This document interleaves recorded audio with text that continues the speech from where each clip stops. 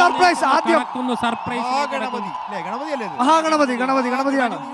കുടചൂടിയ ഗണപതി, സുന്ദരമായ ഗണപതി.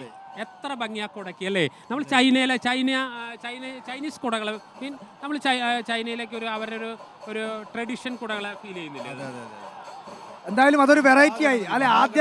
ആദ്യത്തെ വെറൈറ്റി പൊട്ടിച്ചിരിക്കുന്നത് തിരുവമ്പാടിയാണ്. ഇരുട്ട് കനക്കുമ്പോഴും ഇവിടെ ആവേശവും അതിന്റെ എല്ലാ സൗകുമാര്യവും പുറത്തെടുക്കും. കുടയന്തി നിൽക്കുന്ന മഹാഗണപതിയിലാണല്ലോ ഭംഗി. ഇരുട്ടത്ത് പതുക്കെ വെളിച്ചം ചെറിയ വെളിച്ചത്തില് അതിൽ കാണുന്നതാണ് അതിന്റെ ഭംഗി. പകൽ വെളിച്ചത്തേക്കാൾ കൂടുതൽ സന്ധ്യമായി കഴിഞ്ഞാൽ ഇരുട്ടിൽ ഈ വരുന്നു സിംഹാരൂഢയായ ദേവി.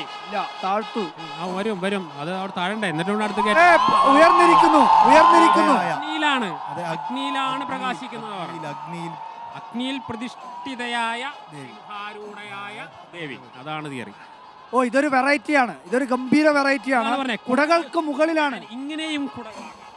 തീർച്ചയായിട്ടും. അല്ല, സങ്കല്പം ഇപ്പൊ കുടകളുടെ സങ്കല്പം മാറ്റിമറിച്ചതാണ്. ചിദഗ്നികുണ്ഡ സംഭൂത എന്നാ പറയാ. അഗ്നിയിൽ നിന്ന് സംഭൂതമായത്. അതാണ് ചിത്രം. അതെ. കുടകൾക്ക് മുകളിലാണ് ആ ടാബ്ലോ ചിത്രീകരിച്ചിരിക്കുന്നത്. വീണ്ടും ഒരു പച്ചക്കുട ഉയർത്തി ഇപ്പോൾ തിരുവമ്പാടി അതിന് മറുപടി നൽകിയിരിക്കുകയാണ്.